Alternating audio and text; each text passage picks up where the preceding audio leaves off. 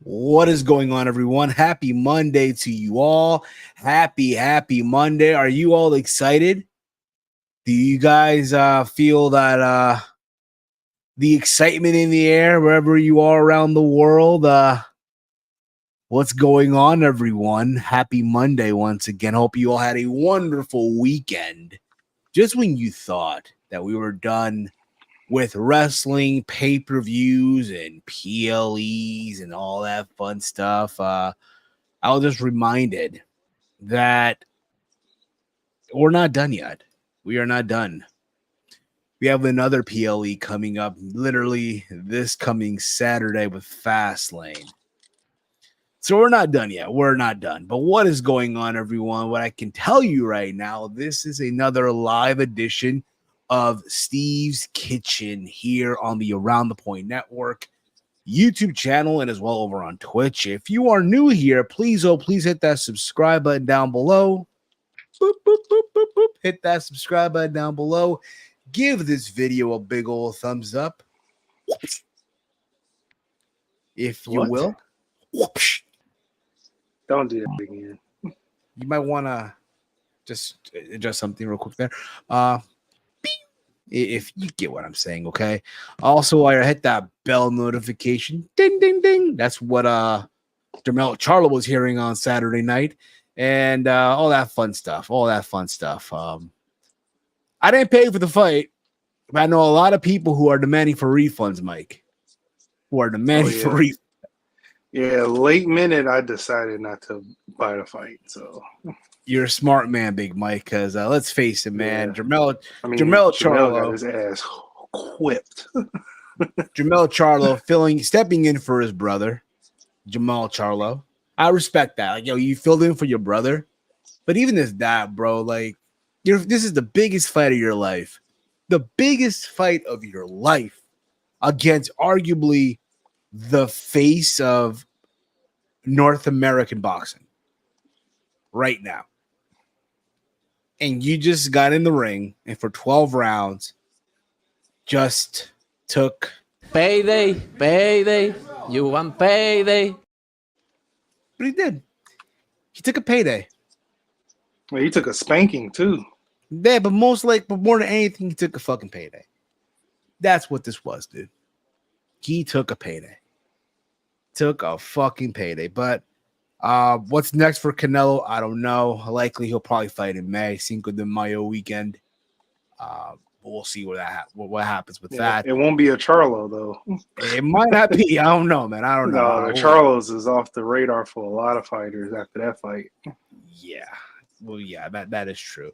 But also factor in, like, there's a lot of things that went down over the weekend, obviously, in the world of pro wrestling. But before that, Mike, how was your weekend, man? My weekend was pretty darn good. Had a nice Saturday. You know, it was kind of refreshing not to stream for once. Oh, really? Right? It feels refreshing. Yeah, huh? I'm not saying that it's a burden, but you get a nice 2-day no stream, cool, get to digest Gave you the the day wrestling off. you watch. Give you the day off. Didn't have to work. Didn't have to work. So it was like, okay, I felt kind of relaxed. This past weekend felt like an actual weekend to me. Shit. And Sunday, I got to see the last ever baseball game of Miguel Cabrera. Yeah.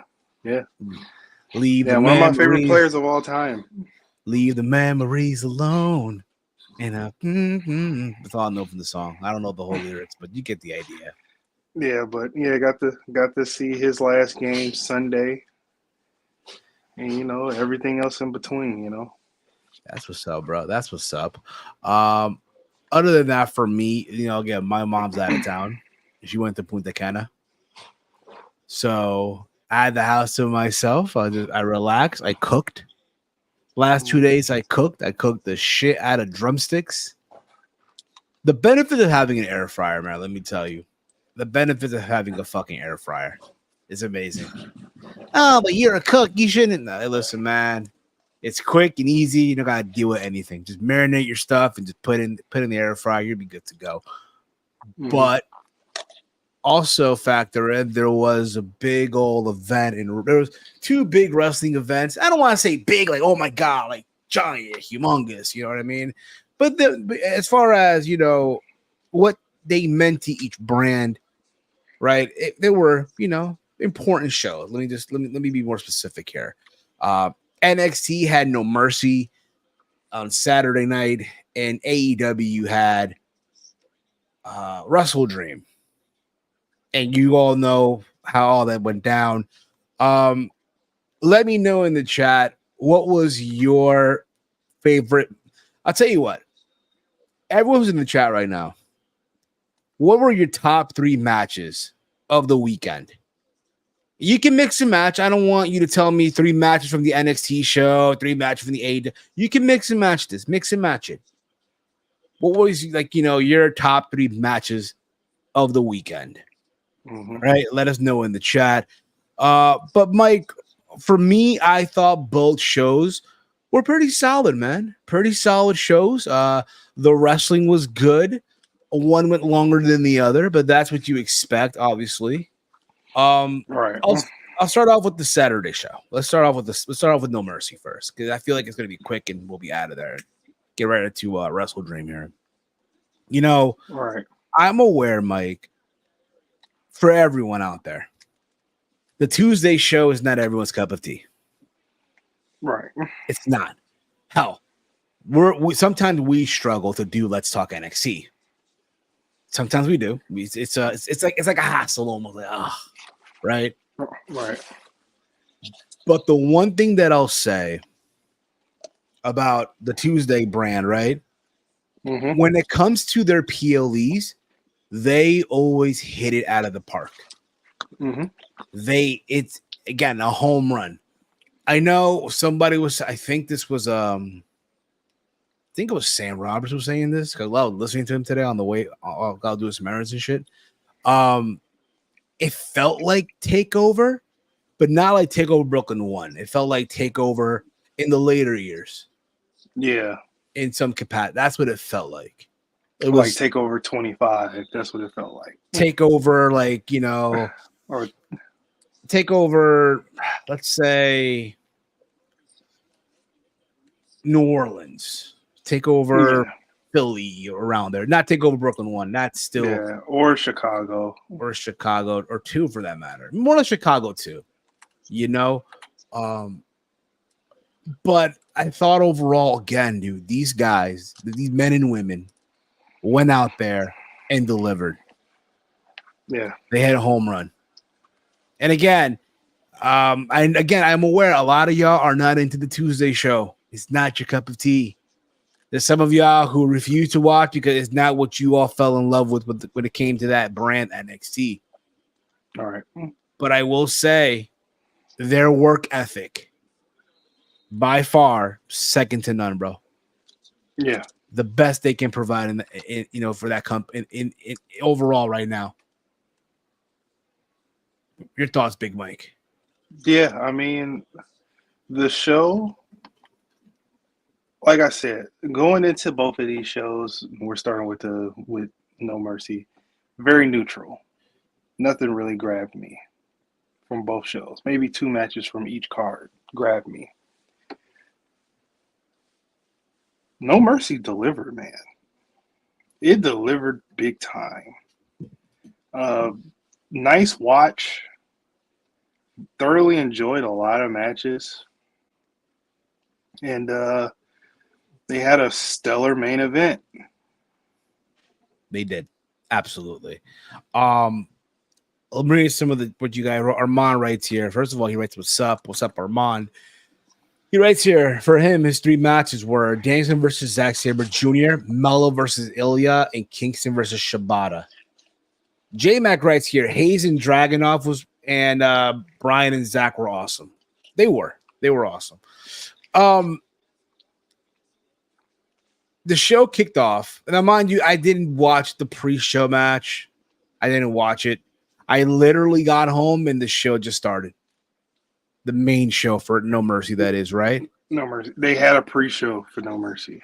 Yes. I mean, the pre-show match.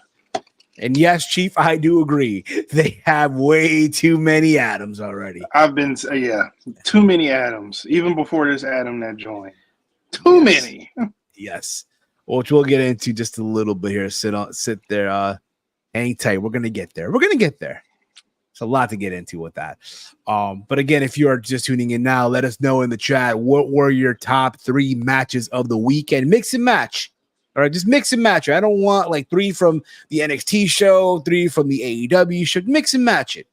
Okay? Mix and match. So the main card kicked off with Braun Breaker and Baron Corbin. I thought, honestly, Mike, this was a very good way to kick off the show. 2 guys that literally went out there and fought. It felt like a fight between these 2 guys. 2 guys that you can believe do not like each other, want to beat the holy hell out of each other. You know, I enjoyed Corbin's Ghost Rider gear.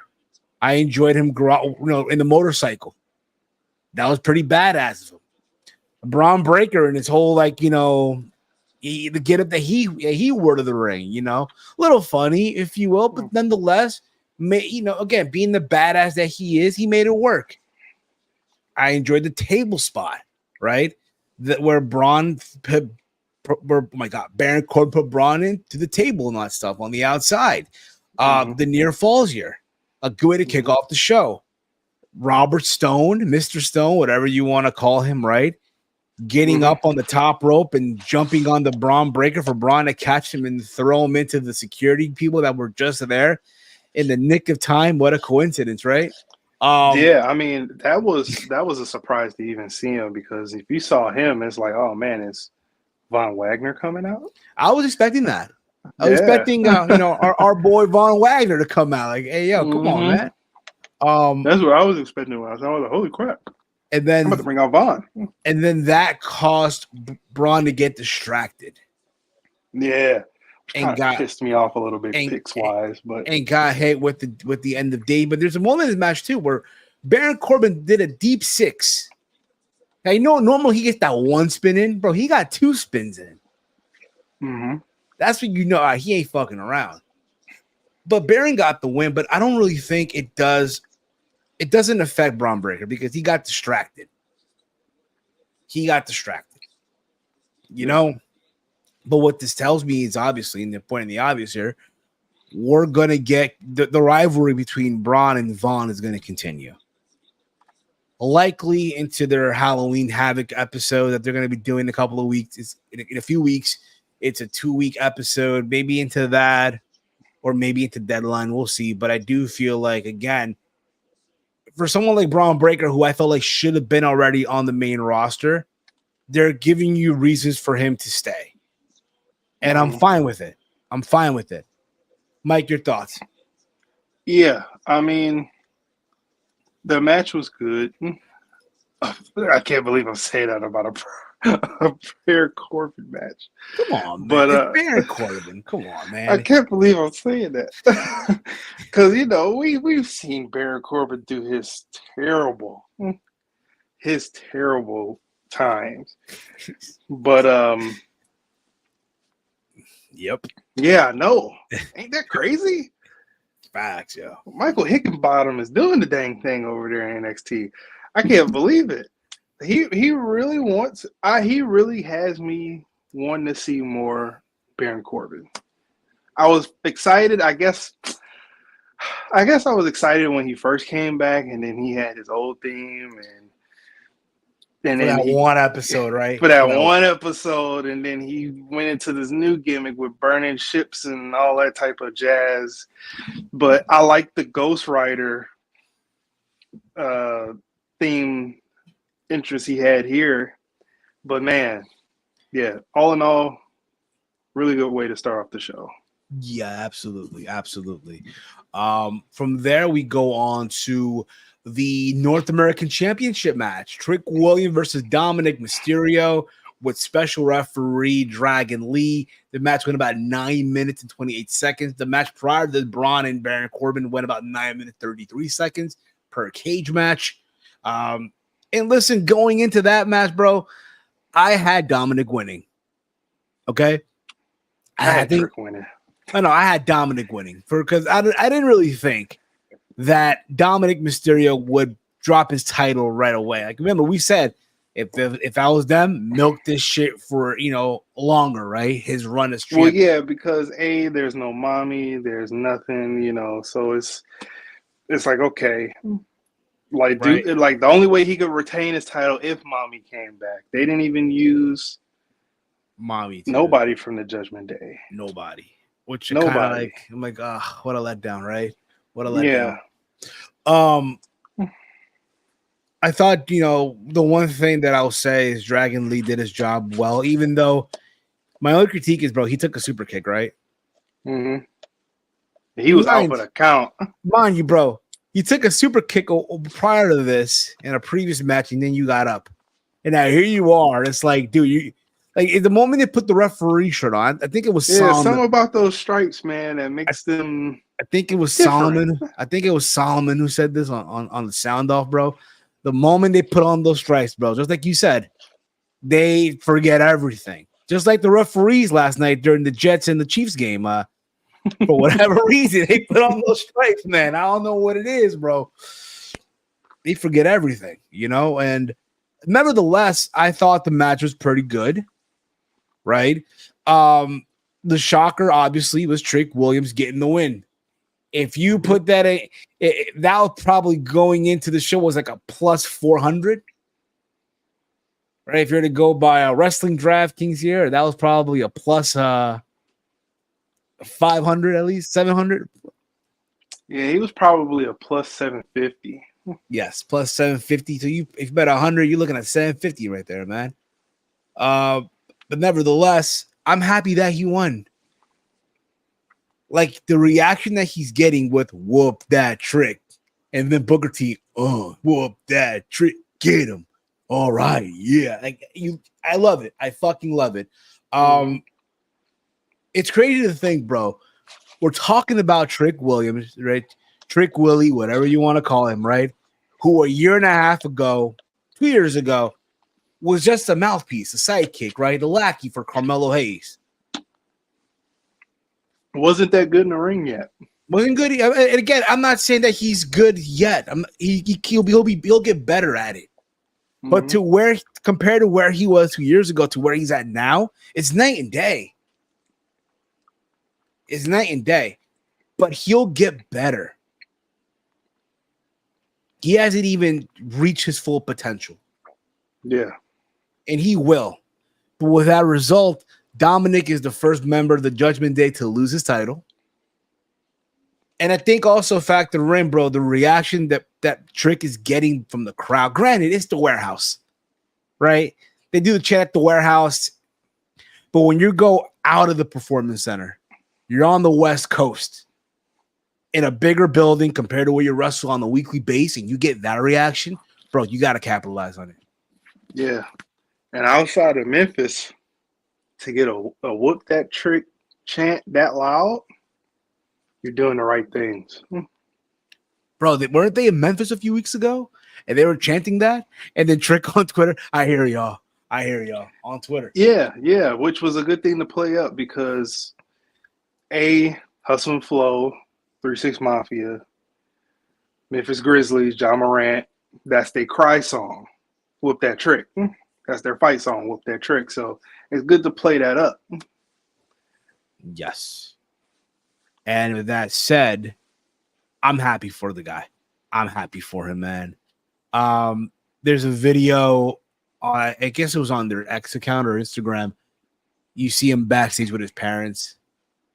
And that's what it's all about at the end of the day, bro. Like, yo, he's on the he's on the path to the right direction, man. He's on that path, bro. He's on that path. It's all you can ask. Did you see that post on X? All of the North American champions. Yes, saying Black excellence. Yes, I think to our homie Ness from True Hill, he called it the North African American Championship. Yeah, North African American Championship. Minus one person because we don't acknowledge him. Wesley, Carmelo Hayes, Ricochet, Keith Lee. I forgot about him. Shit, man. Swerve. Leon Ruff. Leon Ruff, whatever the fuck you want to call him.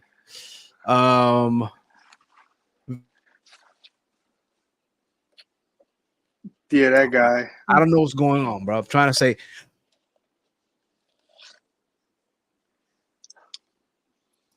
I don't know what's going on with this audio shit, bro. I don't know what it is. But whoever that was, I said his name. You know, it is what it is. And now you can add Trick Williams to the list. Add Trick Williams, bro. What else could you ask for, bro? What else could you ask for? And again, also that's planting the seeds to what's to come. They're planting the seeds more. Like we got more like add-ons, right, to what's to come, and I'm excited. Right? But anything you want to add to this, Mike, before we move on to the next one? There's really nothing to add. I think we covered all bases for this one. Yes. From there, we got the Fatal 4-Way for the tag team titles, right?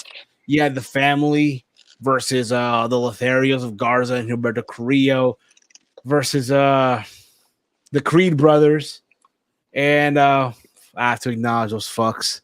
The guys who took our line, right? I will say this. I like the fact that they came out in the lowrider bicycles. I like that. I'll give it. Hunico and Camacho. But you had to milk Screw that. To be fair, the guy with the box braids, the tall, like Hispanic one, is Mexican. Okay. So I'll say this. Oh shit. I'll say this, Mike. I can't tell who is who, right? Bronco Nima and Lucine Prince. I can't tell who is who. Not that it matters. Point is though. What's their names again? It's Bronco Nima and I believe it's also Lucine Prince. Who the fuck is that guy? Who the fuck is that? They need to figure out new names. I'll say this: they don't roll off the tongue, right? They don't, and they're not even coordinating, bro. One of them wrestled in Flint. The other guy wore kick pads, and is like he's in actual wrestling gear. Like, bro, y'all gotta coordinate. Okay. You saw obviously the Walmart Prince Nana, right? Scripts. Yeah, Walmart Prince Nana, Wish Prince Nana, right? I'm still waiting for the check. I'm still waiting for the check. All right. Just pointing that out. I did like, though, again, we've seen this before. We've seen this. One guy gets hurt, you think, oh my God, but then they come back out. They come back out and they make the comeback. And I felt like everyone had the moment to shine here, though. They did. Before we get to that, all of the entrances. Who got the worst reaction? Who got the best reaction coming out? I would say the best reaction was the family. I don't know, man. I was listening to that crowd. I didn't hear anything. Well, again, maybe because at the moment, again, I was a little, I think the family got the worst reaction. Who do you think the best one got? Was it I think the Creeds got the best reaction. Well, it's the Creed brothers, and they've already had a run with the tag title, so people already know what to expect. This is, I believe, the first time you're going to the West Coast with the family as champions. Unless I'm wrong here, But nevertheless, I thought this match was, again, a solid match. Every team got their moment to shine. And when it was all said and done, the family did retain, and they pinned the right team. Yeah. And they're stuck in the mud. In the mud.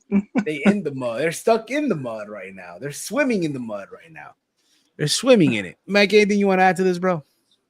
Oh, I thought it was a nice match. Like you said, it was kind of funny seeing them do the whole thing with Tony D'Angelo with the I'm hurting and him coming out. The Creeds I thought they had a really good showing in this match. Brutus and Julius, man, Julius, man, that dude's a beast. A real beast. Can't wait to see what he has for the singles division of any title later down the line. Hey, yo, we got like 9 of y'all in the chat. Can we get those likes up, yo? What are we doing, yo? Only 3 likes? Yeah, get the likes up, man. What are y'all doing? What are we doing, yo? What are we doing? We got like 10 of y'all live right now. We appreciate y'all for tuning in, but get the likes up. Come on, yo. What are we doing, y'all? What are we doing? But I'll say this though, I like the direction where that tag team division is right now at NXT. You have some solid, you have some names there, unlike the main roster who looks like they're all over the place. Let's move on here, Mike.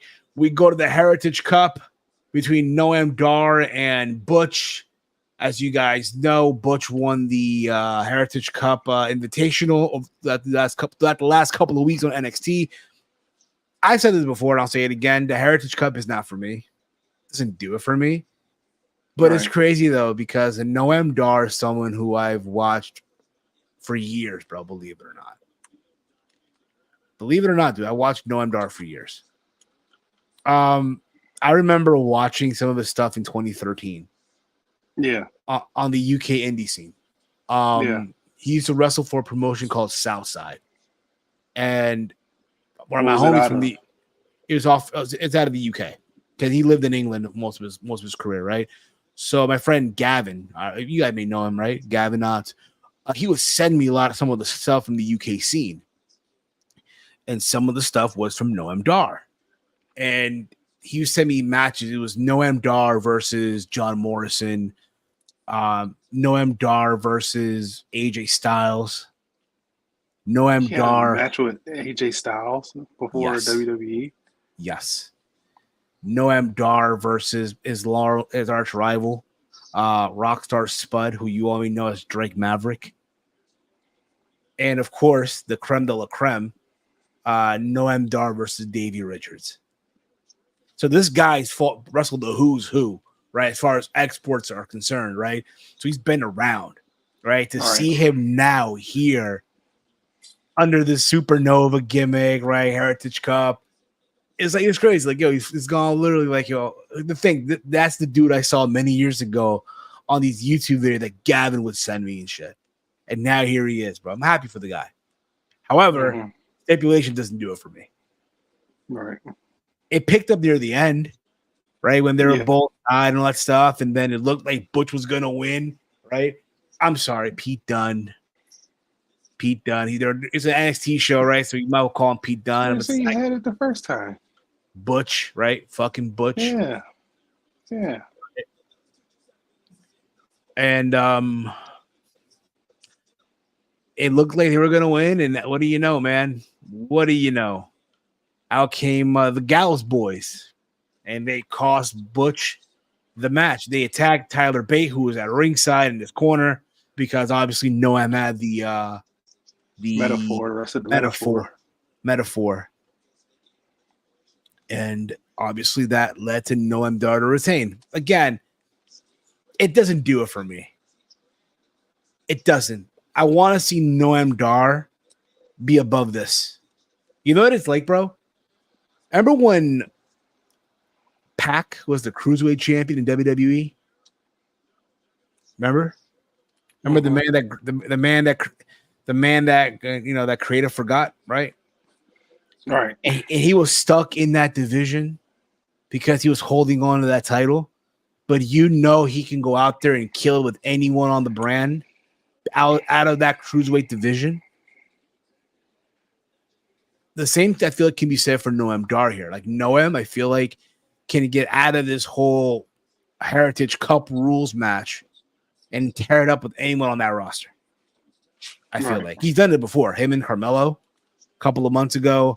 Again, give him anyone. He'll tear it up. Mike, your thoughts on that? Anything you want to add? Yeah, like you basically said, this match isn't for me as well, but I am not going to be an idiot and say this wasn't a great match. I mean, they had a fantastic match. It all became for naught because, Gallus came out, interfere for Noam Dar and the rest of the metaphor. Speaking of metaphor, Last Legend, her thing was dang. Respectfully. Thank you. Nonetheless, it was good. It was good. You know, it was good. Exactly. Another comment is from Chris Leclerc. He writes here, happy 24th birthday to Sky Blue. He's only 24, bro. You don't say. Happy birthday, Sky Blue. Respectfully. I hope Jeremiah is playing in the background. That's all I want to say. That's all I'm going to say. Once again, respectfully. From there, we go on to the co-main event. We have Ilja Dragunov versus Carmelo Hayes. This was just a chef's kiss. Ilja Dragunov, bro, is that dude. The intensity he brings to these matches, bro, are just out of this world. And again, Carmelo in his own right is great. We know this already. The bell rings, bro. He'll give you just magic, right? But these two guys went out there, bro, and left it all in the ring. This felt like your old takeover matches from back in the day. That's what this felt like. All you really needed. And again, I love Vic Joseph. I love Booker T on commentary. I do. Right? But I'll be lying, bro. If I say, bro, I'd be lying to you, right? I'd be lying to you if I said, man, I wish we had Nigel McGuinness and Mauro Ranallo for this. If I told you Nigel McGuinness, yeah. Mauro, though? Mauro's fine. Prime Mauro Ranallo. Mauro's fine. Imagine those two calling this match. Okay, fine. More Ranallo calling this match. Yeah, I mean, Mauro would give it a good call. Yeah, but I like Vic Joseph. You know? Oh, my God. You gotta something shit like that. He would just be losing it on commentary, respectfully, in a good way. And again, bro, it took literally 3 H-bombs to get the job done. And shout out to both guys, bro. But once again, Ilja Dragunov and his second attempt is now the new NXT champion. He is now him. Yeah, I mean, you know, you get 3 tries at something, you better win. Yes. One of those times. Yes. Now, many people believe this is the end of Melo. Melo's going to be going up. And not quite, bro. Because if you caught this early in the night, bro, there's a moment where Melo's in the locker room with Trick. After Trick won the title, right? And Melo's selling him. Like, you know, he's focused on his match. Like, they both were on the mountaintop for like a few minutes. But then we'll get back to them at the end of the show. But then we got the main event, Mike. Anything you want to add before we go to the main event? Anything you want to add before we go to the main event? Okay. We get to the main event. Becky Lynch, Tiffany Stratton. You had Tegan Knox sitting at ringside in the front row or something, right? Watching this match because she was supposed to face Becky tonight, but that's not going to happen now. Tegan Knox can't catch a break. She can't catch a break. I know what What does she do? What does she do? No. So Becky has a laceration, a major laceration from the match against Tiffany. So this match, listen, did it really need the Extreme Rules stipulation? No. But I'm happy that they did. Because they went out there, bro, and they tore it up. Tiffany Stratton, bro. And again, it takes 2 to tango. It takes 2. Remember that, people. It takes 2, not just one person. All right. Tiffany Stratton went out there, bro, and tore it up once again with Becky Lynch. This is better than the first match. Obviously. Tiffany Stratton in her first PLE main event. And how old is she again? How old is she? I think she's like 23. Let's see how, bro. She's only 24, dude. Yeah. She's only 24 years old, and she's already main eventing, bro. And just like Trick, bro, she is gonna get better as years go by, bro. She's gonna get better. I think she's ahead of schedule. She looks really good, in my opinion. That's fine. That's fine. But again, just a crazy back and forth, dude. Yeah, there was that moment where Becky threw the bag and everyone thought it was thumbtacks. I thought it was thumbtacks.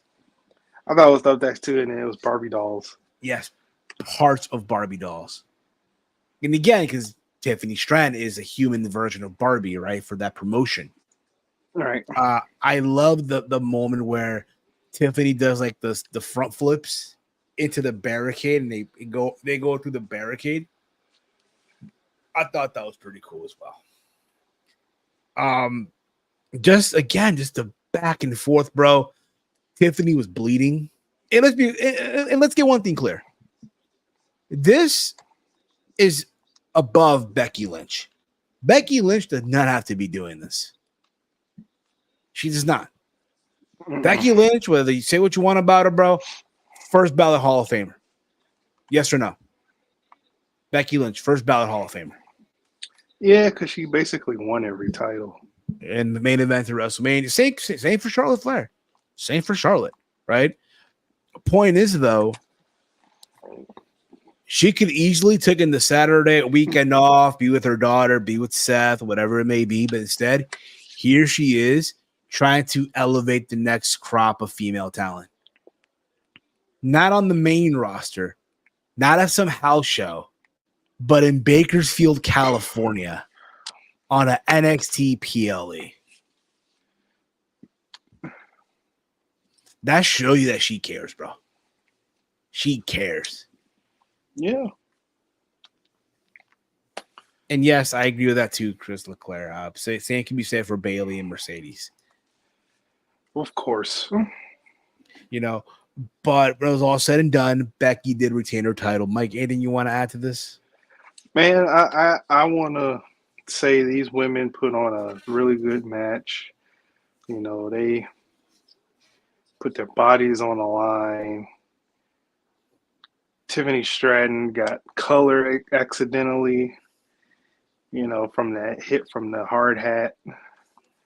It's just, man, they really had a kick-ass match. I really liked it. Yes. That is very true, CPZ. If Coco Beware can, anyone can. The Hall of Fame don't mean nothing no more. I get that, but I want to believe that in some ways there's still some, you know, there's still some meaning to it. Well, just like in other sports, you got those players that that shouldn't be in there. That doesn't make the Hall of Fame less prestigious. Yes. But that was NXT, bro. Again, an amazing show by NXT. The Tuesday show, bro. The fucking Tuesday show. Who would have thought, bro? The fucking Tuesday show. Who would have thunk it, bro? Yeah. And then we get into WrestleDream on the Sunday show. Now, I'm going to say this right now. I did not watch the kickoff, the 0 hour. Did not watch it. Not that I didn't want to. I just wasn't at home while it was happening. Literally got home and caught the main card. Okay? Mm-hmm. But watching the results here, I mean, listen, Athena, Billy Starr, Keith Lee, and Satoshi Kojima beat Diamante, Mercedes Martinez, Shane Taylor, promotions of Lee Moriarty and Shane Taylor. You had Claudio Castagnoli defeat Josh Barnett. You had Luchasaurus going over Nick Wayne. And you had in the main event of the 0 hour, Billy Gunn and the Acclaim going over TMDK, which, and you know, and anyone could have seen that coming miles away. No guy named Bad Dude Tito is holding on to an AEW fucking title. Come on, what are we doing? But now let's get into the main card. Mike, since the moment I woke up, I've been hearing everyone say, "Man, this show was the show of the year, man." AEW once again. You get the idea, right? Yeah. People just. I feel like at times just they don't know when to pump the brakes. Right. I feel like a lot of folks at times, especially in this wrestling space, when they get excited, they jump out the window. They want to take that excitement and just forcefully into their own viewers, injected times fucking 1,000. Yeah, they just jump out the window on a lot of stuff. Now, I am not telling you that WrestleDream was a bad show because it really wasn't. I thought the show was solid. I know Tony Khan is trying to do the 12-month pay-per-view concept. But I'll be honest with you. I felt like if you run this back another year from now, this might be one of those filler shows. It felt like, don't get me wrong, you had some good matches on this card. You had some good matches. But it felt like, honestly, if you're doing this on a 12-month base, right, with all the other pay-per-views, this is your filler pay-per-view. Yeah, I mean, they had filler pay-per-view aspirations anyway if they were not going to do the 12-month pay-per-view list. Absolutely. And again, they booked, what's the name of the venue again that they booked? They booked the Claimant Pledge Arena. What a crappy name.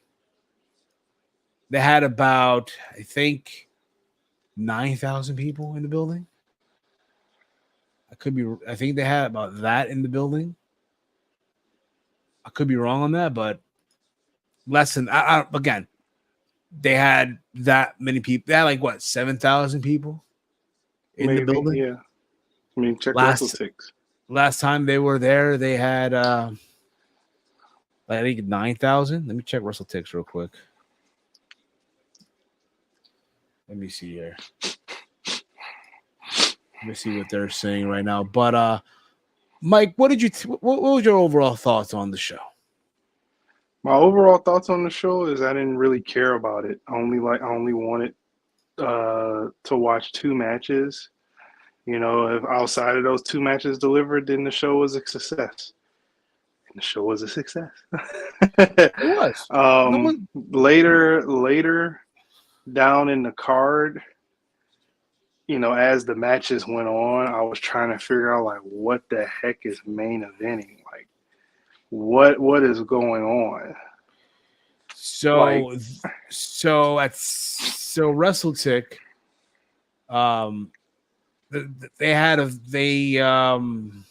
my goodness, they had 6,000 tickets distributed. Put it out. That's 6,000 tickets distributed in a building. The last attendance for this was 6,359 in a building. About 19,000. Yes. Here's the thing. Okay, the mass capacity is it's over. It's 18,300. But yeah, if you want a fact, 18,300. Listen, y'all can stop booking these big buildings. Just stop. Stop booking these big buildings and just have the only 6,000 people show up. It's not it. And again, I thought the show overall, again, was a solid show. I'm not saying the show is bad. I'm just not going to sit here and hype this show up like everyone else in the spaces. I'm just not going to do that. You know?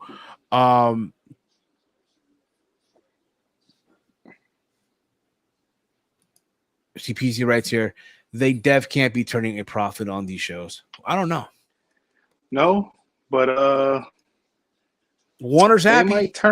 Warner's happy, but they might get a little something down the line now. I would hope so. But this was labeled as the new era in AEW. 50 years old is the new era in AEW. Well, let's get through the card, you know. Yeah, let's get into the card. Let's get into this. So the show, got a long card. Yeah, it's a long fucking card, bro. It's a long one here. Gotta be with us. So the show opened up with MJF defending the tag title against the Righteous of Dutch and Vincent in a 2-on-1 handicap match. I was expecting someone to step in, to join, MJF, but no, he did a dolo. And what can I say, bro? He basically, again, you're not gonna have the world champion lose. Hell fucking no. Especially one of them goose get a world title shot down the line. And it happened. That's how that works in AEW. That's not gonna happen. And again, MJF was selling for a little bit, for these two guys, make some of their shit look good. But eventually, when it was all said and done, MJF's like, what the fuck am I doing here? What is this? And stopped fucking around, hit a body slam on the big guy on, I think it was Butch or Dutch. Sounds almost the same. Butch Dutch almost sounds the same. Hit the kangaroo kick. He shoved one guy's face into the other guy's ass, and that was the end of it. Hit the assault to the earth for the foot on the rope for the pin, and that was it. MJF retained the tag titles here. This match went about less than 10 minutes. Anything you want to say to this, Mike? Nope, I didn't watch it. You didn't watch it? Oh, in the mud. Nope. Oh, we're in the mud, man. Didn't watch it at one bit. Okay. From there, we go to the Ring of Honor World Title and New Japan Strong Openweight Title match between Eddie Kingston and Katsuyori Shibata. This match went about almost 11 minutes. Did you watch this match, Mike? Yeah, this is where I tuned in. I thought this match was, honestly, for Eddie Kingston, this was, again, he was in his zone, right? He was in his own comfort zone, right? Doing the Japanese style, right? Thinking he's big Japanese gaijin or pro wrestler. You gotta get the idea, right? But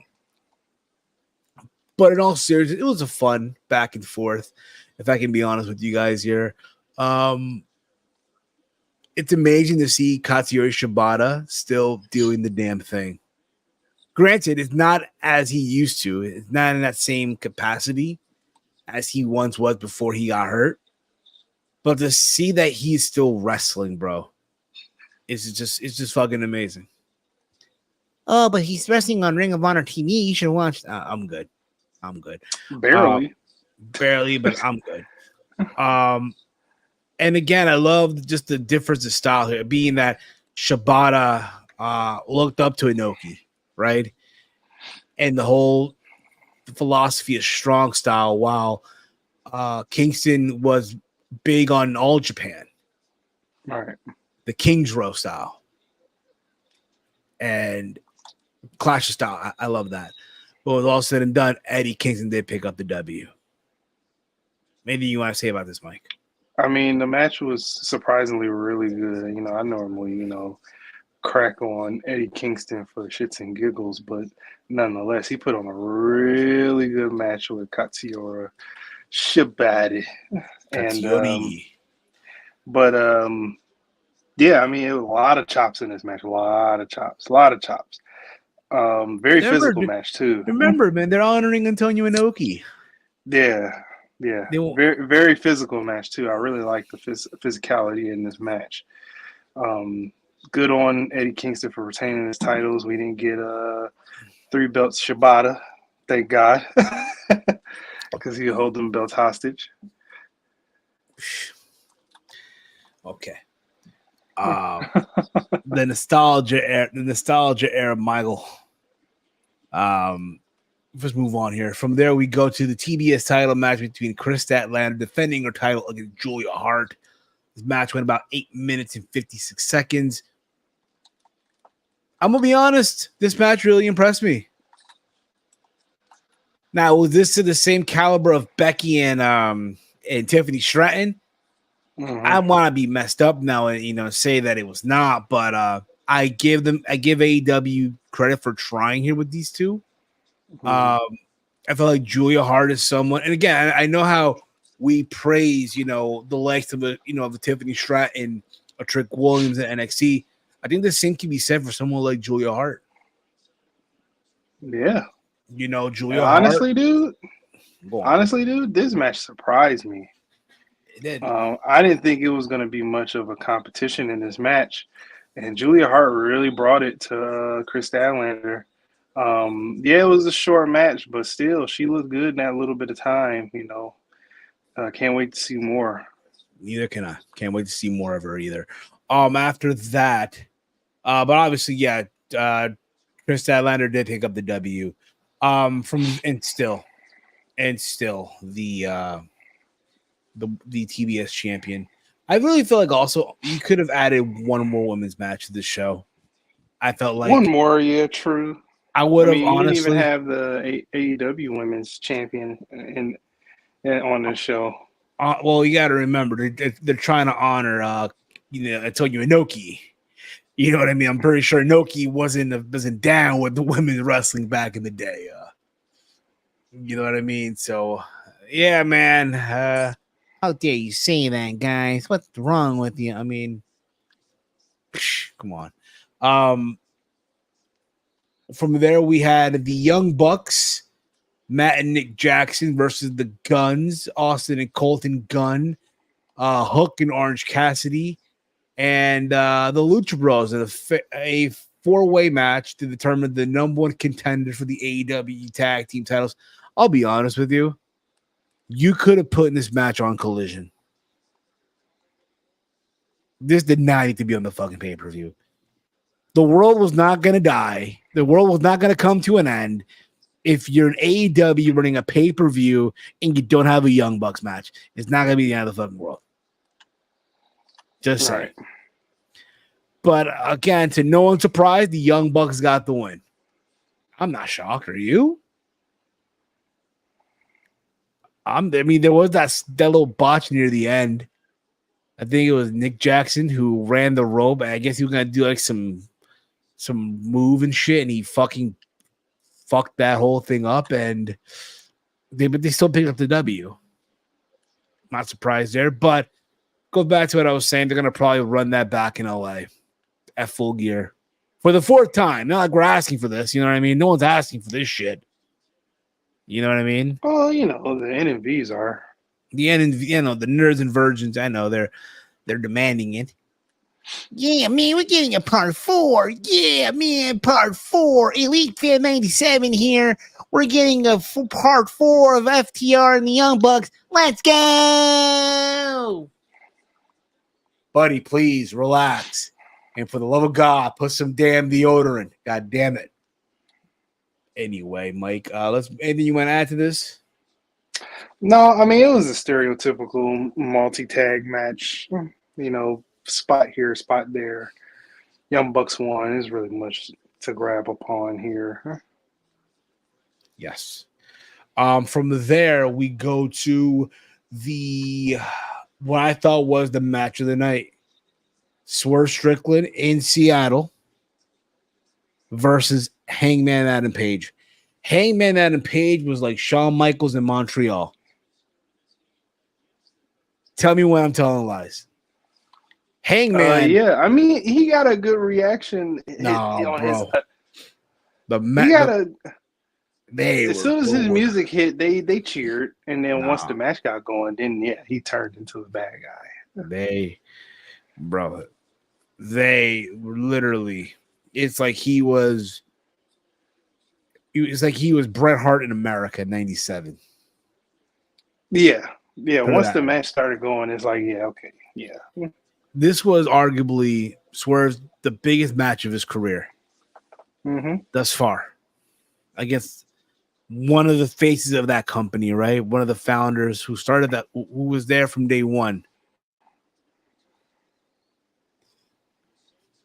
Which we'll get into. We'll get into that in the next match.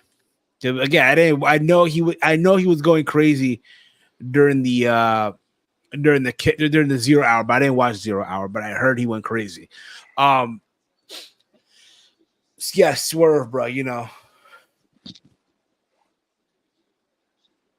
Right. This was the biggest match of his career thus far, and in his hometown, bro. It doesn't get. There isn't that. Oh, what am I trying to say here? It doesn't get any any better than bigger. that. Exactly. Doesn't get any better than that, bro. If for that man, dude, that was pressure. The biggest match of your life in your hometown. You better go out there and tear the roof off the place. Yeah. And they went out there, bro, and they delivered a classic. Don't get me wrong. Like, I knew going in, bro, Hangman ain't winning this shit. Now, this was the Fed. Probably would have been the case. As good as it was, I know for a fact that they're gonna run it back. And when they do, they're gonna outdo this first match. I know it. Oh yeah.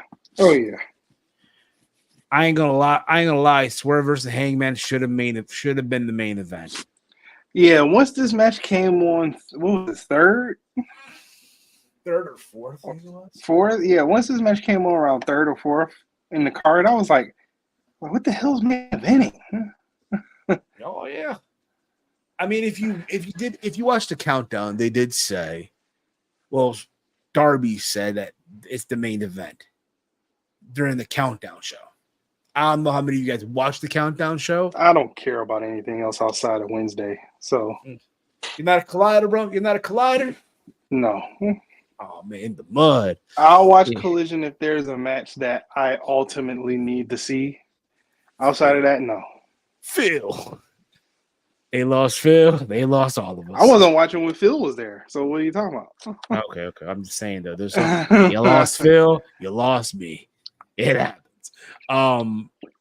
But yeah, bro, he delivered, bro. He fucking delivered. And you know what's crazy, bro? I'm like, yo, this show's going by pretty fast at this moment. I'm like, oh. And then I realized, oh shit, this fucking match. Wheeler Useless versus Ricky Starks. Oh yeah, unnecessarily long match. This could have been a Collision or something, bro. I'm good. That too.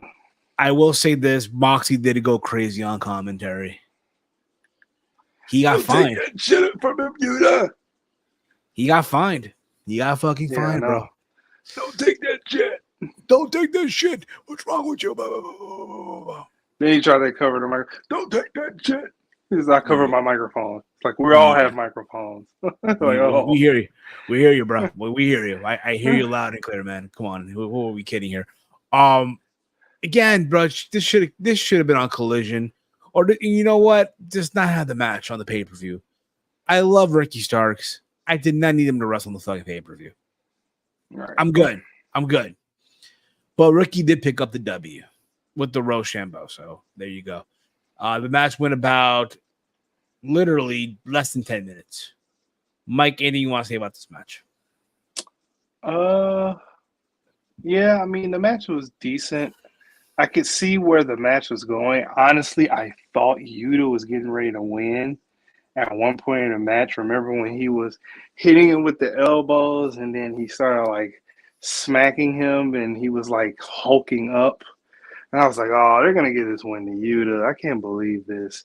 And Big Bill came out and then the match, turned on its head and Ricky Starks won the match. So I was like, oh, thank God. I was like, Yuta won this match. I would have been pissed. Can you imagine, bro? Can you imagine if Yuta would have won this match? It was the same thing with the Swerve and Hangman. Remember, he kicked out of the him hitting Hangman, getting hit with Nana's crown. Yeah.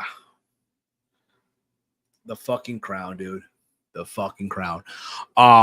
Moving on here. We had Bryan Danielson versus Zack Sabre Jr. I thought this was a very hey, you're back, Mike. You might want to check your mic again, Mike. You were saying Monk, so I had to back out. Walter will be on in a bit, so there's that too. That's fine. Yay. Yeah, we get to backtrack and hear his thoughts about things. Yeah, exactly. But yeah, like I was saying, when he got hit, when Hangman got hit with Nana's crown and he kicked out, I thought they were gonna give the match to Hangman. I was like, oh shit, they're gonna have Swerve. Everybody's gonna lose it once Swerve lose, and then he won. Okay, now we can fast forward. They also even had Sean Kemp at rings in the front row. Yeah, the Rain Man, and he was doing the Nana dance too, like. Yeah, Sean Kemp, that's my guy, man. I love Sean Kemp. And then we had Daniel Bryant. What team did Sean Kemp play for? Well, the team doesn't exist no more, but I'm gonna say the Seattle Supersonics. Was he part of the '96 NBA final team? He was. Yes, he was. Yep. Okay, with the glove. Yep. Who else was on that team? Well, all I can name with those two guys. So, okay. From the Last Dance, that's all I can name. All right. Yeah. At least you got that. Yes. What's it called? Bryan Danielson versus Zack Sabre Jr. This is another banger. The dream match. It delivered. Oh yeah. It fucking delivered, bro. These two guys, again, it's just one of those things, bro, where it's like they went out there, bro, and just gave you a technical clinic. You know, as the kids say today, the graps was on point. Yeah. So, the graps was on point. The graps were on point. Yeah. When you have matches like this, they call it graps. They call it graps? Yeah. I just have a question for all you kids out there.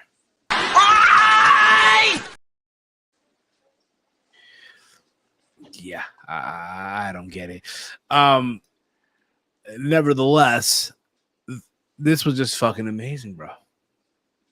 I hate that I'm being repetitive. I hate that, but I just can't help myself, bro. These two guys went out there, bro, and just, again, chef's kiss, bro. Bryan is that guy, bro. He can have bangers with anyone, bro. And especially him, bro, in Seattle. In Seattle, dude. Just, again, when you thought, oh, my God, Sabre had him on a hole, Bryan got to the ropes, and vice versa. Yeah, it was a great technical exhibition. If you want me to be critical, I'd just have one critique. What? No final countdown. You would think, bro, man. In his hometown. If the final countdown, I mean, Tony's got to use those. He's got to use that because he only has a couple plays, so he has to use it at the right moment. So I'm sorry, but dude, you're in Seattle. You're in his hometown, bro. You don't play final countdown in Seattle?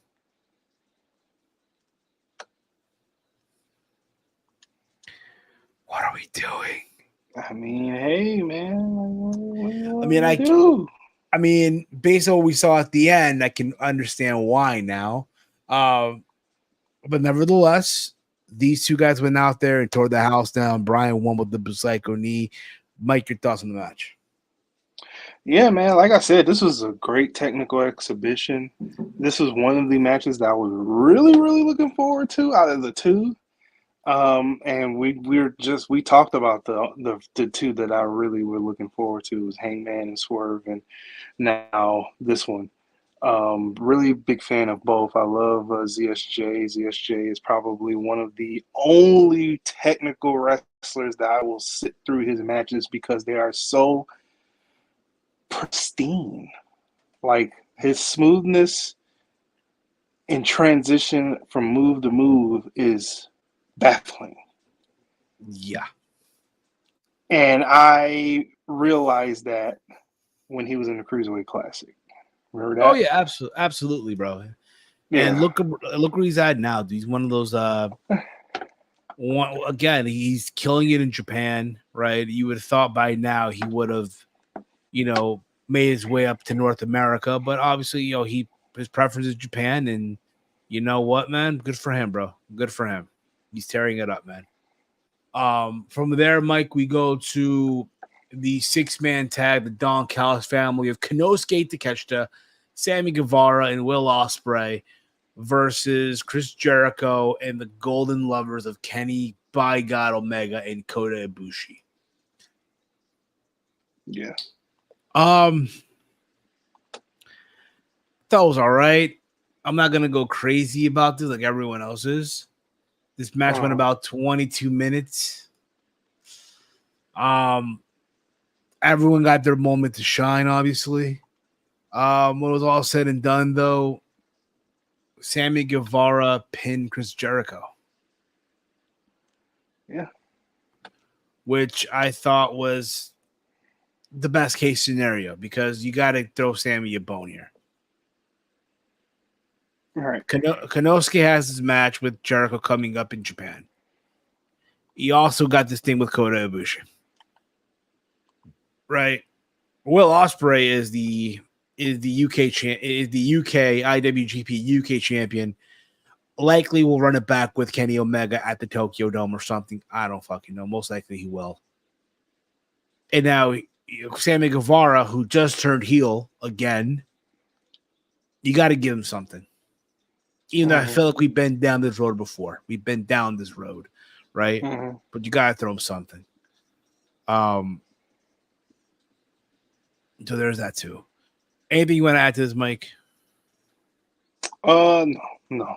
We can move on. Yes, please, because this is the part of the show, dude. I'm like, you know what, man? I'm starting to feel it, man. I was starting to really feel it. And we got FTR versus Aussie Open for the tag titles. Aussie. Oi. I ain't gonna lie to you, bro. This is the part of the match where I took a nap. You took a nap? I'm honest about it, bro. Listen, I'm sorry. I'm good. Listen, it was from what I saw, because believe it or not, dude, I took a nap. I woke up, they were still fighting. I'm like, what the fuck is this? The fuck is this? Exactly, bro. The fuck They're still going. They're still, bro. I literally took a nap. I wake up and they're still going at it. They're still fighting. I'm like, yo, what are we doing?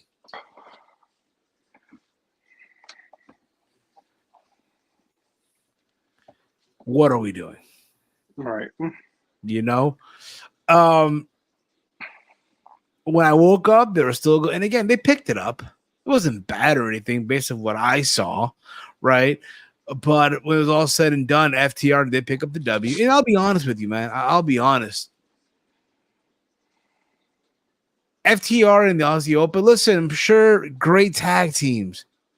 Whatever the hell you want, great tag team matches, all you want. They just don't do it for me. Am I a bad person for saying that? No. Oh, Steve's not a real wrestling fan. How dare you say that? I don't give a fuck. I don't care. They just don't do it for me. Just doesn't. I'm good. You see one FTR match, you've seen them all. There, I said it. Tell me when I'm telling lies. I mean, yeah. Mike, your thoughts on the match, bro? The match was fine. I mean, I wasn't expecting Aussie Open to win this match, but they did put up a great effort. Great effort. FTR is gonna FTR though, so you know. So yeah. That's the fit FTR though. From there, Mike, we get the main event. The TNT title, best 2 out of the best 2 out of 3 falls match, right? Christian Cage versus Darby Allin. This needed to close the show. This had to close the show. All right. This is probably one of the matches I was looking forward to because Christian Cage has been killing it.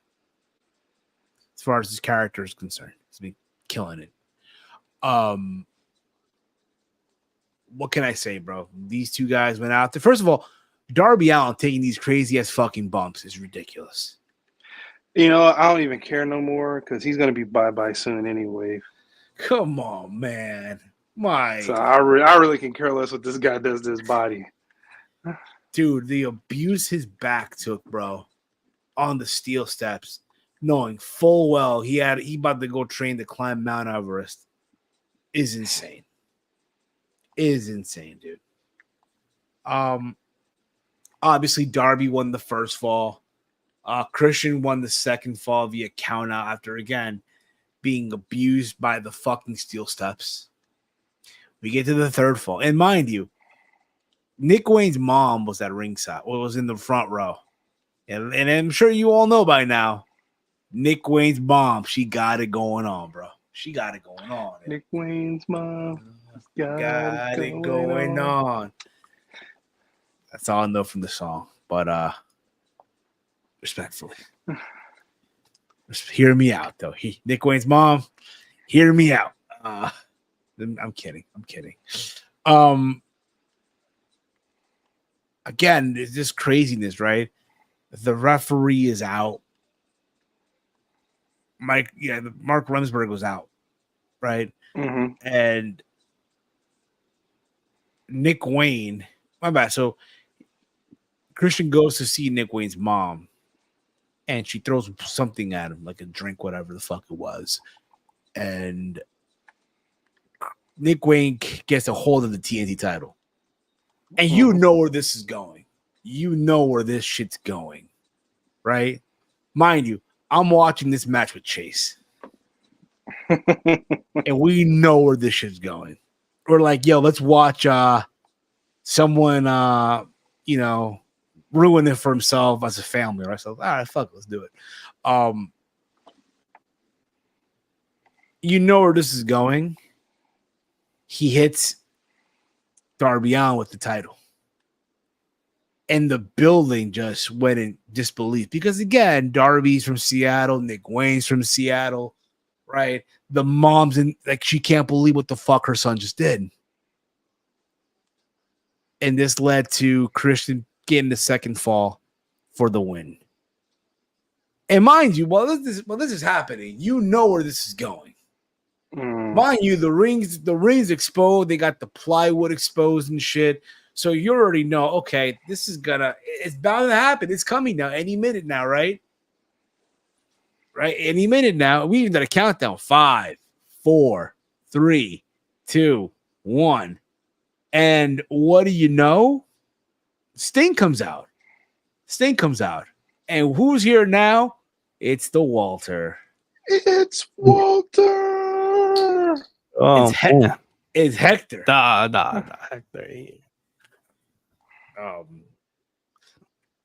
So, yeah, Sting comes out to even things out, right? And then what do you know?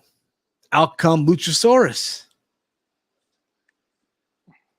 And is beating up on Sting. And here's the thing about this, right? We're like, all right, it's happening any minute now. Christian goes for 2 chairs, right? Concerto, right?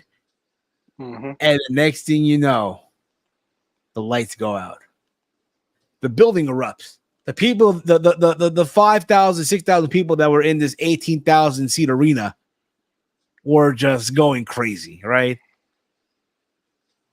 A vignette plays, right? A vignette plays is some guy driving around Seattle in a muscle car. And then the lights go back on. Next thing you hear is, you think you know him. You think you know him. Because they can't say, you think you know me. They got to say, you think you know him. I think they said it, but it's just different. No. No. It said you think you know him. Oh, you know him? Okay, I thought it was just a different voice. And the Fed version is, you think you know me. But you're in AEW, you think you know him. It's like when Kurt Angle went from it's true to it's real. it's damn real. Because he can't say it's true, obviously. And the difference of white noise sounds in the CM Punk theme from the Fed and AEW. Yeah. Out came the rated R superstar Adam Copeland, the former Edge, to 6,000 seat arena that fits 18,000. Oh man, we going there. I mean, where's the lie though? Where's the lie, Walter? Mike, where's the lie, bro? I think it was you, Walter, or Mike, one of y'all two, that said the moment, can you know how an Edge comes out to the ring, right? He'll run to one side of the stage to the other side, right? And that was Walter that posted that. The other side was fucking empty. Yes, bro. I'm like, yo, this shit is sad, like, bro. He went from one side. He was like, oh, let's go over here. Let's go over here. Yeah, I'm not used to this shit. And the pyro. Don't get me started with the damn pyro. That soft ass pyro. That pyro was pitiful. Romeo said that pyro don't hit. It don't hit, bro. I feel like they went a little overboard with the pyro. They could have done a little better, honestly. And he gets in the ring. Listen, you heard Metalenius, right? You got the song fine. He shows up, gets in the ring, grabs a chair, right? Grabs a chair, and literally whacks Nick Wayne. He was. They teased that he was gonna hit Ken Sheriff's thing. Yeah. They teased it. They teased it, but nah. Instead, he hits Nick Wayne. You got your wish, right? Nick Wayne now is getting beat up and stuff. And he wore the hype beast stuff. He wore, I don't know what dunks he wore, but he when I saw him wear that, the way he turned heel, I'm like, oh, this is what Steve pictured. Like, this is the fucking kid. This fucking kid. Yeah, I mean, listen, like they're watching. I'll be honest, bro. I'm sure for him, dude, he's on cloud 9, bro. You're 18 years old. And you're in a segment with Sting, Christian Cage, Darby, and Adam Copeland, Edge, whatever the fuck you want to call him, bro. Dude, let's call him Edge, bro. He's the ever Edge. But do you get what I'm saying? That's years of experience. Yeah. And it's definitely an honor. It's an honor, bro. Holy shit. I think he had to turn heel too, just because it looked like that's where they were going anyway. I'm like, yeah, might as well make him heel. What's he doing as a face? Yes.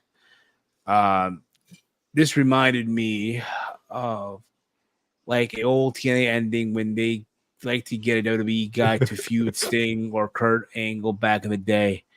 Yeah. I mean, yeah, the featured guy was, an old head. Yes. But that's how they close. And obviously Adam Copeland, whatever you want to call him, they did the spear on both the dinosaur and fucking Nick Wayne. And everyone was going crazy, like, oh my God, the new era of AEW, man. Is a guy who's literally almost 50 years old, bro, with a fucked up neck, who's on borrowed time. That's the thing. Like, it's cool that they got Edge. I don't mind it. It is fresh matchups, but you can't say it's a new era just from this. Like, it makes no sense. Like, he's old. Like, not old in a bad way, but he's just, that's not new. That's not. I don't know. When I hear new era, it's new to them. It's new to them, I guess, but new era to it's like getting a toy from the thrift store. Right. That's almost as fake as CM Punk when he wanted to do his reality era. That's the vibes I get. And of course Tony Khan couldn't wait to post this graphic up. This is what rated R superstar. This is what Tony posted on X as he was sniffing the candy. Welcome to AEW. Welcome to the AEW team. Rated R superstar Adam Copeland is all elite. Thank you all for watching WrestleDream tonight. Only for how long? How much money did he throw at? I don't know, at dude. Edge? I'm pretty How sure, much? dude. How Whatever he was throwing at CM Punk. There you go, buddy. long?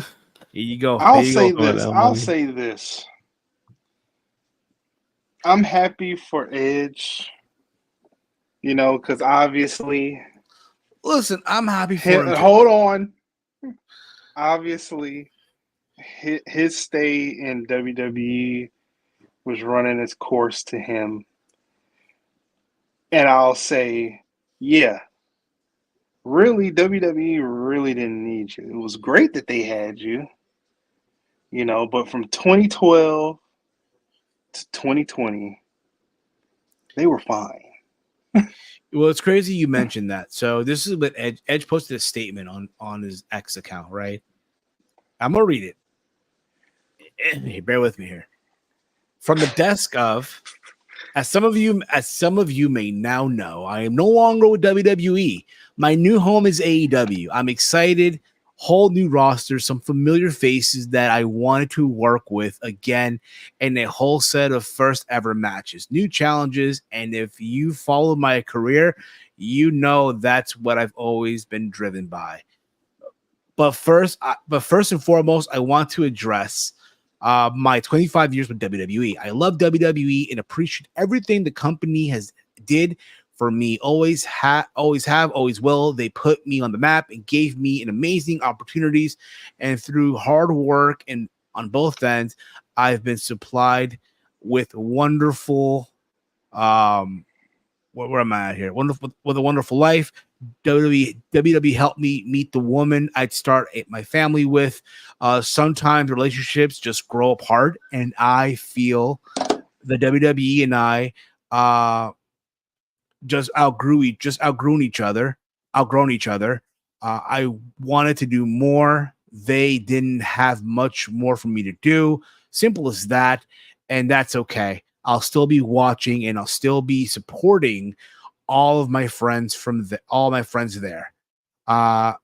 This is what he also wrote as well. Okay, it's like a 4-part thing, but this is like the main part, by the way. Okay, peep this. I don't buy into this odd mentality of one company or the other. It's weird. If you took offense to that, take a walk, get some fresh air, or soak up somewhere. It's wrestling, an amazing gig, but still it's wrestling. Relax. It's supposed to be fun. And it's just a segment. It's just a segment of the fans, not most fans, and definitely not the performers within the industry. We all know that more choices is better for everyone and pushes us all to be better. As a wrestling fan, which I still am, it's still exciting that there's viable companies providing wrestling on national and a worldwide platforms. If you're actually a fan of wrestling and not acronyms, that should make you happy too. And I get this is the last part. I guess what I'm trying to say is if you appreciate my work, you still can, no matter what the initials are, because I'll still be busting my ass every time I'm out there. This ride isn't over just yet. Just try to have fun like it should be, because trust me, I'll be having fun every time I go out there in an AEW ring. Let's go. That's what he posted on Twitter, on X, whatever you want to call it. Yeah. I get what he's saying. I get what he's saying too. Yeah. I get what he's saying.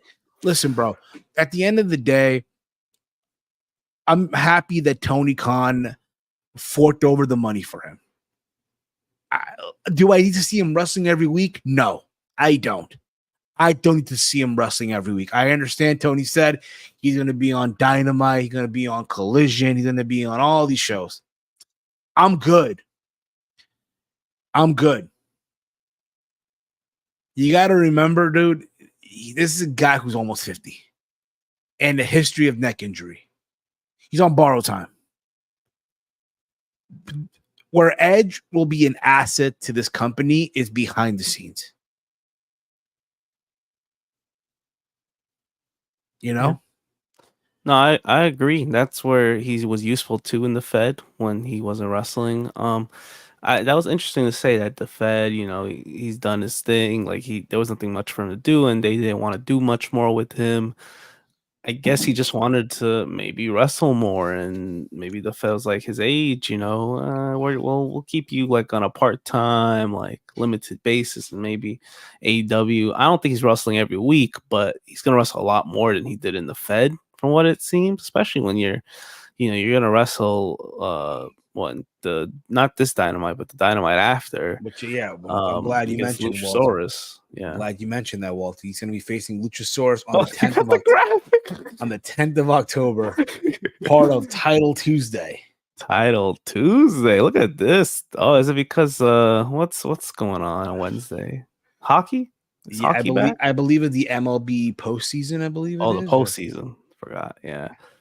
Also factor in this Wednesday. He'll be. We'll hear from Rated R Superstar. I love how they're saying just Rated R, but not the Rated R Superstar. Like in the Fed, he's the Rated R Superstar. Yeah, he's Rated R Superstar Adam Copeland. Can't be all the same. Honestly, I wanted to comment on a little bit of what you was mumbling on his reading. post. Yeah. Did he have those same sentiments when he was in Attitude Era? Well, you gotta remember, dude, in the Attitude Era, how old was he? It doesn't matter. It also factored I know he was young. Young. He wasn't married. He didn't have any kids, so he was doing this for himself, and obviously to provide for his mom. He squirted in another guy's girl, so that too. That too. But nonetheless, I get where he's coming from. I'm not gonna rain on his parade. He's happy. The child Dragunov. He's happy. He's happy. I get that. But to all you fans that think this is gonna save everything, no. No, this change zero. No, and I agree. You feel that void of CM Punk a little bit, but he's not the biggest thing since sliced bread. No, but here's the difference, though. Edge is a professional. He's a professional, but how long is that going to take to unwind and see what really goes on there? Yeah, the thing too. That's another thing also. Like if you notice in the just media give him scrum, 5 months. Because if you notice in the media scrum, he was all happy to be there. They should have all of the signings very first scrum. The big smiles to really what the real bullshit is down the line. the big smile. Before and after. The big smile. Big smile. Happy to be Brawl there. Out. Bullshit. Yep. Adam Copeland, big smile. Let's see where he is 5 months down the line. Yeah, let's see. I mean, here and I said this. I don't know if you were there or not, Mike, but I said this moments ago. Where Edge will be an asset to this company's behind the scenes. That's where his strong suit will be. Not him as a wrestler. Yes, you can have him wrestle the Kenny Omegas of the world. But after that, yes, him and Edge, him and Christian teaming up one more time. I'm sure there's money in that, obviously, still. I'm sure Tony Khan will love to. All you goofs that want TLC to happen again. Nah, we're not. That's idiots. Not. You want to see the Dudley Boys in a TLC match? Nah. Do you? D-Lock can't even work more than 3 minutes, I think. No, he can't. And you want to see him with old broken down Jeff and Matt. The only stable people in that match is Edge and Christian. Everybody else is unstable. That's insane. That shows how good those two have been over the years. Like Christian still, I mean, he just competed in the main event with no problem. Still looking the same. Bro. See, PC, Edge you do? sometimes. Oh, you gonna crack, brother. He just wants the train wreck. He just wants to see a train wreck. That's what he wants to see. You want to see somebody die in the ring. That's what you want to see. That should be the retirement match. Now listen. Yeah, they're gonna retire their lives. One bad bump and it's over. Oh no, Mike, cool you. Listen, I said this again. Him teaming up with Christian, there's money in that. Obviously, him and Edge Christian versus the Hardys in a singles match, right? You can do Edge versus Kenny Omega, Edge versus Jericho one more time. Why not? You think that'll be good? But after that, they're like, I don't care. we're not gonna like. I'm sorry, we're not gonna throw out there,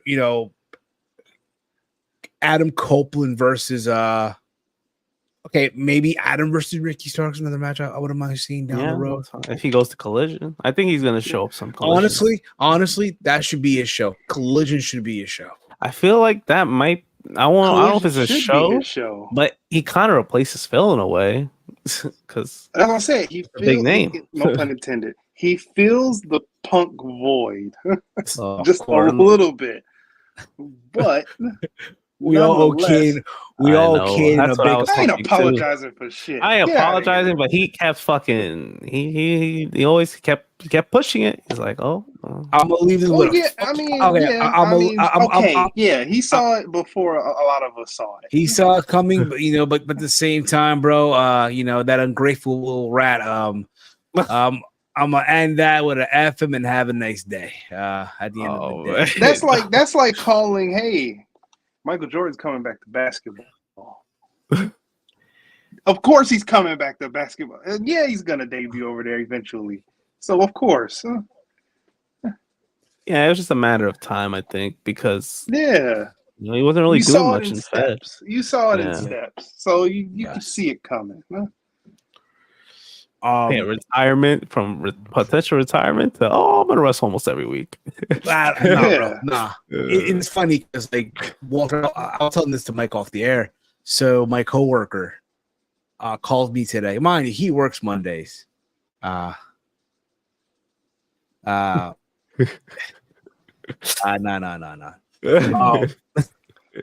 say it. No. Yeah, if you don't say it, I will. Whoa. So you feel me on all ATP, all access drama. We say that for another time. We'll DM you another time. But yeah, if you don't say this, Steve, I will. We'll say it for another time.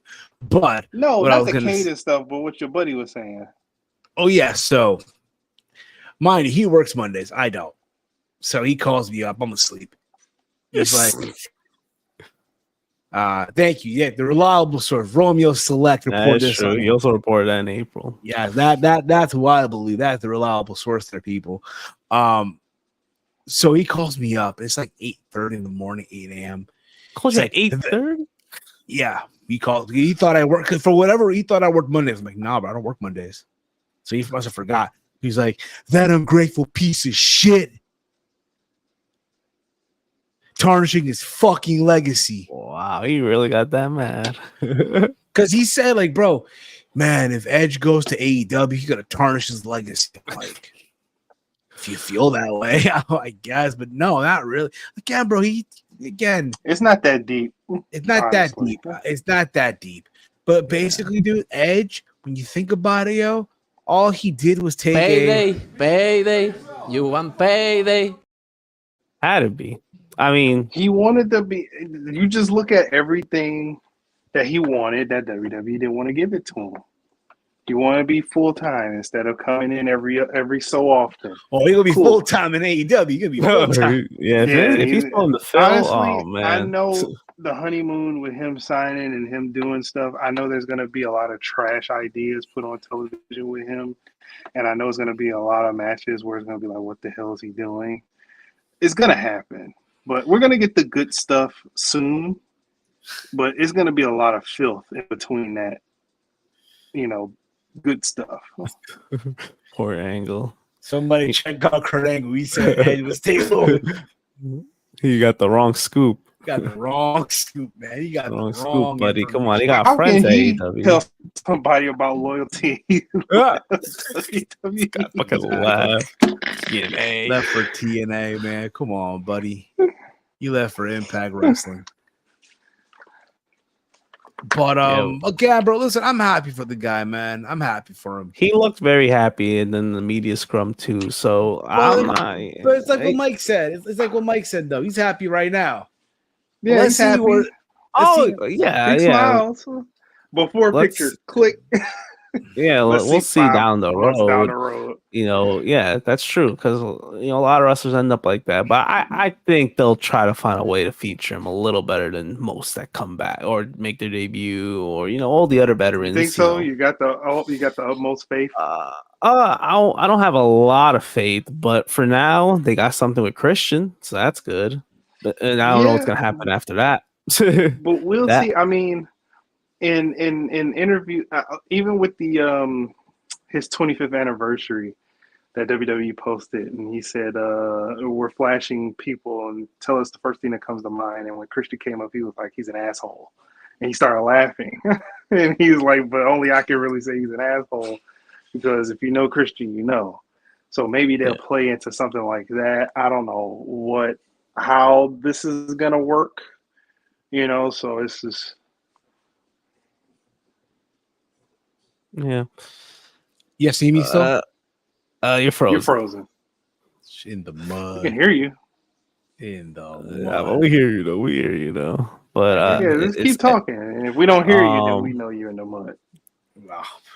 I think let's see what we got. I think Edge can make a positive impact if the Elite won't get in his way. I don't think the Elite will do anything. I mean, if anything, he'll get a match out of Omega. If you listen to Kenny Omega in the scrum, he voiced his praises to how his energy was in the backstage. Yeah, you didn't hear that with CM Punk. Nope. So they love his energy, so they approve. Yeah, and they're the end all be all. It doesn't matter. They pay Edge all his money, and if the league don't like him, you out the freaking door. Right? Is Edge gonna retire there? Maybe not. He'll I don't probably think have so. a decent run, and then It's he'll tough. probably do one more thing before Y'all still see me? retiring. No, you're frozen. Yeah. Edge retiring there. Nah, I don't see That'd that honestly suck if he retires there. Yeah, I would probably be pissed off.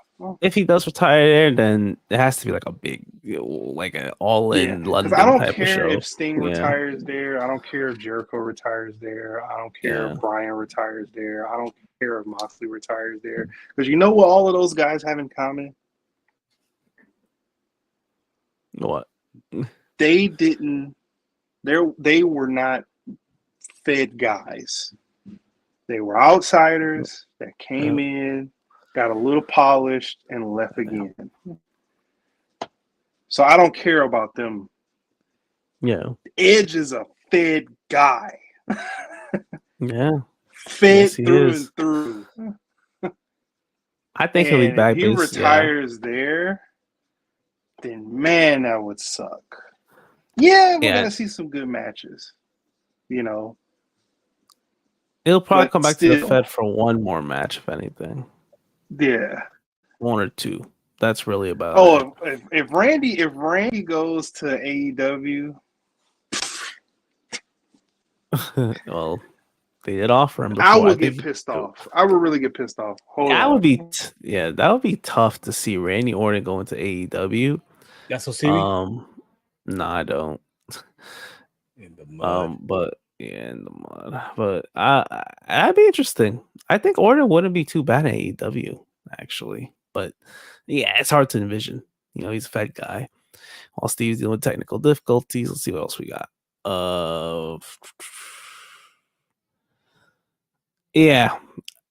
Punk and Darby. It didn't hit as it should have, I feel like. Especially the dynamics, babyface against babyface. I don't know. Nothing happened after. You're right. Darby didn't do much after. And now we have Edge and Luchasaurus, which is sort of a filler match, but it's like a warm-up match for him to come back from. I'm back.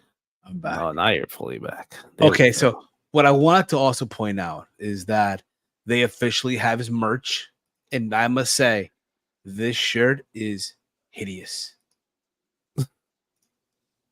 That's what you wanted to share? That's You how you think pros? You're forking over $30 for this shit, bro? Rated R No, era. but I'm forking over $30 for the Nana shirt. What's the Nana shirt looking like, yo? It's literally him doing the dance, frame by frame. Is it on New Arrivals? Yeah. I gotta see this. Oh, also Romeo, yeah, handshake agreement. We're calling him Edge still. Right here. Yeah, it's Right here, hard next to to the not living call him legends. Edge. Swerve when I try.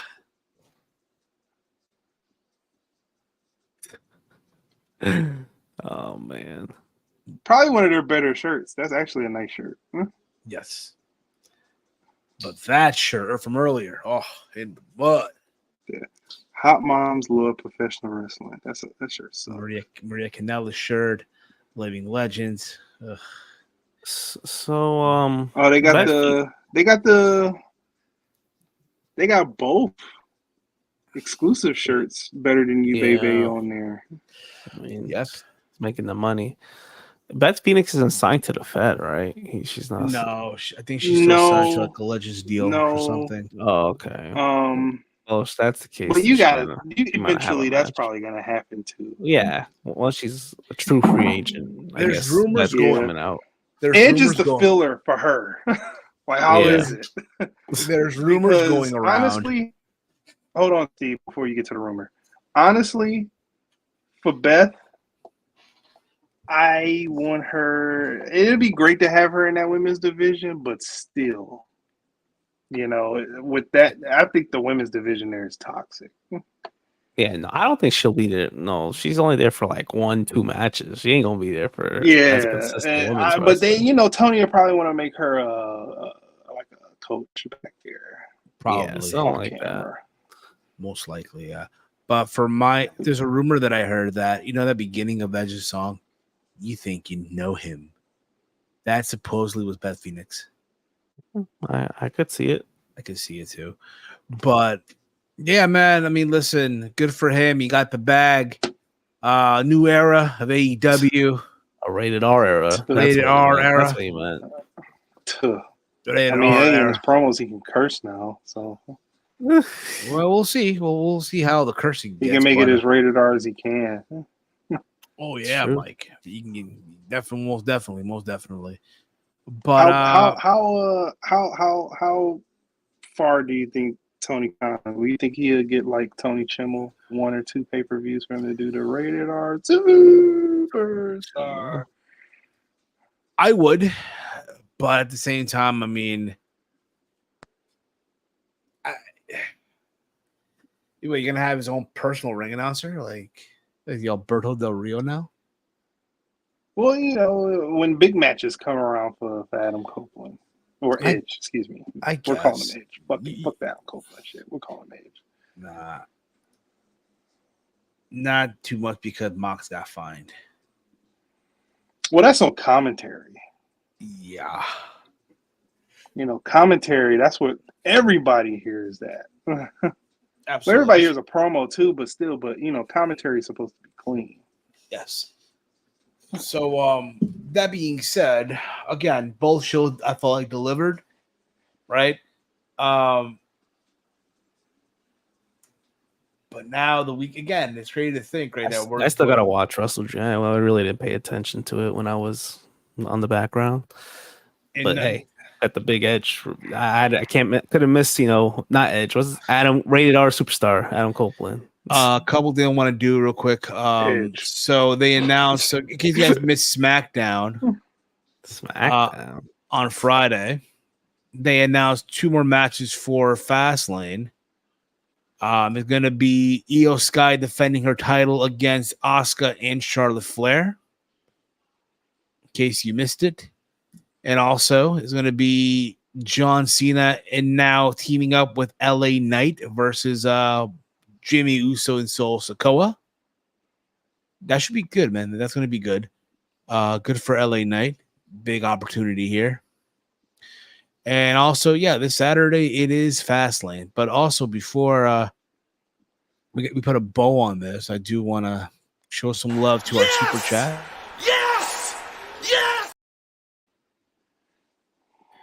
Shout out to Spaz Phoenix for once again a $10 Canadian super chat. I read the story about twin girls, one born with one leg, one born with uneven legs. Their names were Peg and Elaine. NXT Rewind is back and available, as well as NXT No Mercy review on video and pod places. Thank you, Spaz. NXT No Mercy was probably one of their best NXT events. Yes. At the end of the day, it's 11:59. And I guess then this is the $5 one. Imagine Roman was in the opener at Mania in a handicap match against Tony D and Stacks for the NXT tag titles. This is what AEW did at TK Wet Dream. Yeah, but are we really sitting here saying that WrestleDream is at the equivalent of a WrestleMania? No, it's not. I don't even know what the fuck WrestleDream. I said this earlier. To me, WrestleDream is that filler show for AEW if they're gonna go to the 12-month concept. So there's that. But that being said, I want to thank you guys for tuning in for today's service. I want to thank you guys as always. Much love to everyone in the chat. Much love to everyone who left the thumbs up and shared and all that fun stuff. You guys are awesome as always. You can follow the Around the Point Network over on X at AT Point Network. We'll be back on likely on Wednesday for Let's Talk NXT. That seems like the plan for now. We'll keep you posted on that. But that seems like is the plan for right now. All right. Walter, let them know where can they check you out, bro. Yeah, I'm glad that was a part of this whole 2-hour special here that you guys did. But nonetheless, I was glad I came just in time for the big topic. Pause. But you could follow me on Twitter, X, whatever you want to call it, at @HandWalter. And of course, the pride of Detroit, Big Mike. Let them know where can they check you out, man. Yeah, you can follow me on X at Detroit Gamer 313. All righty. Want to thank you guys as always for tuning in. You guys are amazing. The gang, we do it for you guys. For myself, for Big Mike, for Walter, and for everyone all around. This has been Steve's Kitchen here on the Around the Point Network. Peace out, everyone. Listen. Fuck up. Get out.